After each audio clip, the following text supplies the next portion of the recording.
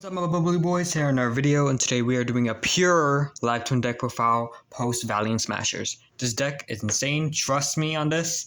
I've been working on this pure version of the deck for a long time now, and I think this is the best version to play right now, especially since hand traps are thriving this format. So this will be the best deck to play right now because you play a freaking ton of hand traps, and you can even play cards like Cross-Side Designator to stop your opponent's hand traps. So this deck is actually really good based on what I built it on. I've been working on this deck for about a month or two, and I think this is the final product I want to use for now. Don't forget to before we get started, don't forget to like and subscribe. We're trying to reach 100 subscribers. We're almost there. So if you have a chance, consider subscribing if you aren't already. And then I won't waste any more of your time. Here we go. Alrighty, so to start things off, we have our lovely and live twin mat. But to start things off, I just want to let you guys know I do not have all the cards in a moment, so you'll see some cards backwards, but I will show the picture up on the video because I don't have the cards because what's it called? I have yet to order them. I'm about to order them soon. So I'm just gonna show the deck right now, and I'll show you some pictures of the cards that are supposed to be there up on the video. So, of course, we are running 3 copies of Live Twin Lila. Lila is the main starter you want to have, so of course you want 3 copies of her. So she's really good. Let's put her over here. Next, I upped this from my last deck profile. 3 copies of Key Skill. This is supposed to be a 3rd Key Skill. So Key Skill is also another starter you want. You want to max out on your consistency because you want to see a starter as much as possible, and you don't want to brick on just hand traps and like your board breakers and anti-hand trap stuff. So that's why you're maxing out on the normal summons. Normally you don't want too many normal summons, but these normal summons are acceptable because if you normal summon this and you already have another monster, you go into Key Skill, and then after that, if you have a Lila engraved, you go into Lila, and then after that, you're able to do full combo during the grind game. These are really good, especially in the grind game too. Now, 2 copies of Key Skill Frost. You mostly want to see this paired up with Lila. Lila is the main normal summon you want to grab, but Key Skill Frost is really nice because it gives you an extra draw when your opponent adds a card from deck to hand. So it's really insane. Let me straighten this out a bit. So really good card overall. Next, we're playing the 1 Lila Treat. I'll put the picture right here. Lila Treat is really insane. If you normal summon Key Skill, if they ash it or like hand trap it, you get to go and search for your Lila Treat, and after that, you'll be able to play from there on. So really good. That's something I did change though. Now I'm running the Lila Treat, but I don't not regret doing it. Now we are running 3 copies of Live Twins Trouble Sunny. The main searcher of the deck is basically a Rhoda or Fire Formation Tenki. It searches for one of your Live Twin monsters. You can either search the Lila, Key Skill, Live Twin, Key Skill, Frost, or the Lila Treat. And that's why it's really good. Pair this up with this. Normal summon Lila, the Ash Imperm, whatever, hand trap this. Then after that, you just grab you use Sunny Snitch, grab the Key Skill Frost, and special summon the Key Skill Frost. So it's basically another little anti-hand trap sorta. So really good there. We'll put that there. Put that here. And now I did consider cutting this, but I wanted extra consistency. And plus, it's not really a card you don't want to cut. But one secret password being that like you don't want to search it. You don't want to be like that being your main searcher, searching for your Live Twin Sunny Snitch, because then after that you get drolled. And you don't want to get drolled because drolled is really prevalent as a format. So that's why I'm only running the 1 secret password. So instead of 3 secret password, I opted to run 3 Live Twin Home instead. Really good. You can't get drolled from this. So if you use secret password to search Live Twin Home, you'll be able to keep on playing without getting. I mean, you could get drolled, but you could still activate Home even if you get drolled. So it's kind of nice overall, especially post side. Next, for choice of extender, I chose to cut down on the hand traps that's last non-engine to put this extender, but this extender is well worth it because then that gets you into your basically a Nightmare Griffin monster negate lock. and I chose to run 3 Parallel Exceed. So basically what you want to do when you're link summoning, before you go get locked into Fiends, you want to summon out the Parallel Exceed. Because I'm not running the Disciple no more, because you have Trouble Sunny, and you can't go into Trouble Sunny if you do the Disciple package.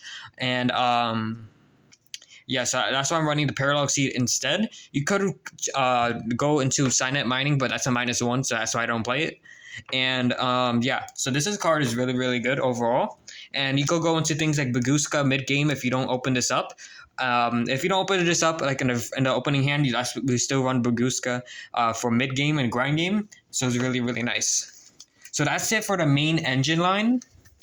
It's a pretty nice engine. I did do the math on it. It's about an 86 to 88% chance of opening at least one starter, I do believe. So yeah, the odds of drawing a starter is pretty high, so really, really good. And even if you're going second, if you don't open up a starter, you still have like cards like Tiptractor's Talent to let you draw 2 if your opponent activates a card effect during your turn. So next for the hand traps, we're running a good amount.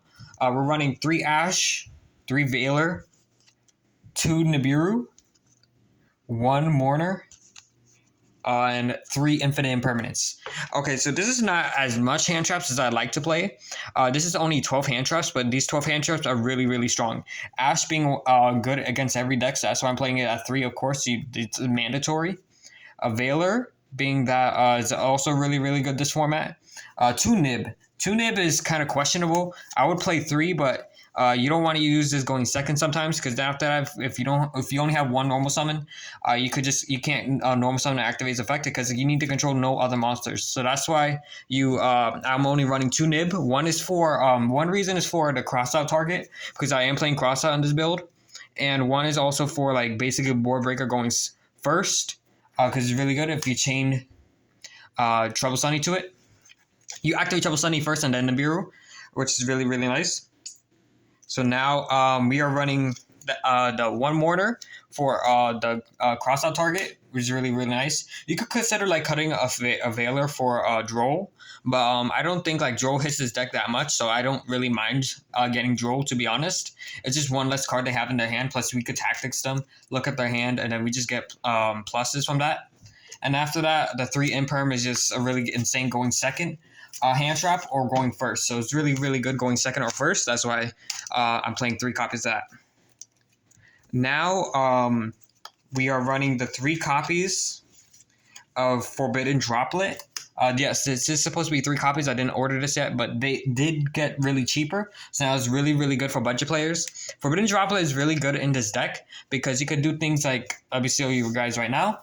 Let's say if we normal summon our Lilla and they're about to imperm it, let's say any targeting effect, we activate Forbidden Droplet for going second. Send the Lilla to grave. Summon the Keyskill, the normal Keyskill.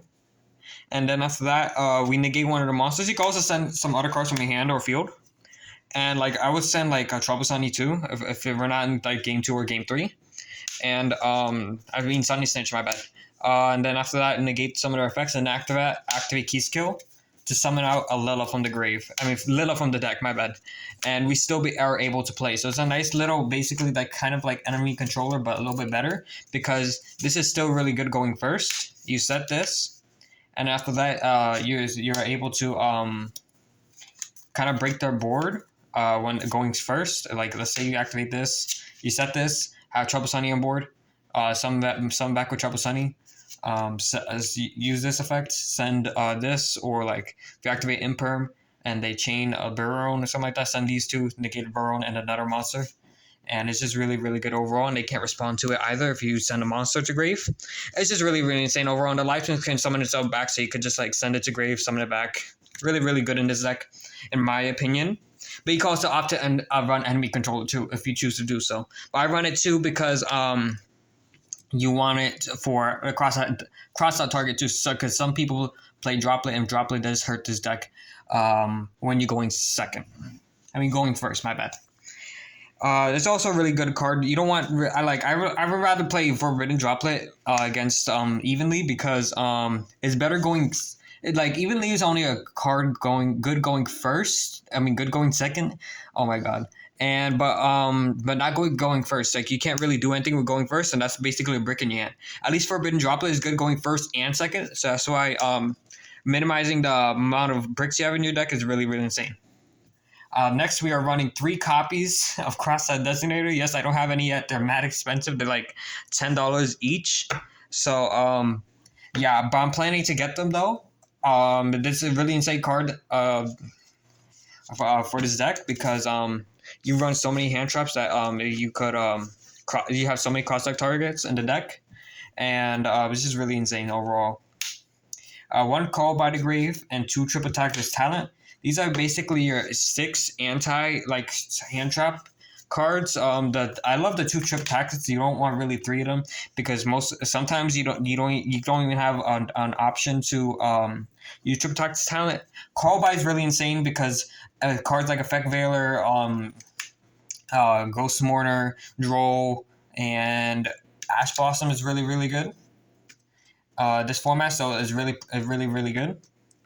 And then, of course, the crossouts for just anti-hand trap, of course.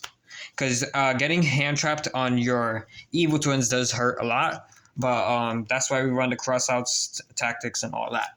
So next for the extra deck, we're going to go into the extra deck. We have 3 copies of Keys Kill. And 2 copies of Evil Twins Lilla. This I believe is the best ratio. You don't want to run like Mooncracker, I mean. Unless you're playing like the Sprite version, the Livekin Sprite version. But since we're playing pure, I only run the 3 copies of Keys Kill instead, and the 2 copies of Lilla. So really good for the grind game. You don't want to play 3-3, so 3-2 is the best one. And then 3 Trouble Sunny, really good for the grind game. Secondary effect is really good and comes up a lot. You banish yourself from the grave, send the Evil Twin from your hand or field or deck to grave. I'm not running the brick of the deck, the Evil Twins, Trouble Sunny, Evil Twins, Lilla, and Keys Kill and Lilla. I can't even speak today, but I'm not running that because sorry for the sudden cut. We did have some technical difficulties. Now let's get on for the rest of the deck profile. After the Trouble Sunny, we are playing the 1 IP, the 1 Unicorn. I wanted to run Phoenix, but I didn't have no room for it, so instead I'm playing 1 Griffin, 1 Baguska. This is for the Parallel Exceeds. And then the rest of the cards is 1 Sky Cavalry Centuria. There will be pictures of the cards on screen right now. And this is basically for the Zeus package, the 1 Downerd, and 1, of course, Divine Arsenal AA Zeus. Alrighty, so that is it, my bubbly boys. Hope you enjoyed today's video. Don't forget to like and subscribe. And if you want to see a combo tutorial of this deck, leave a comment down below and let me know. And I'll see you guys next time. Peace.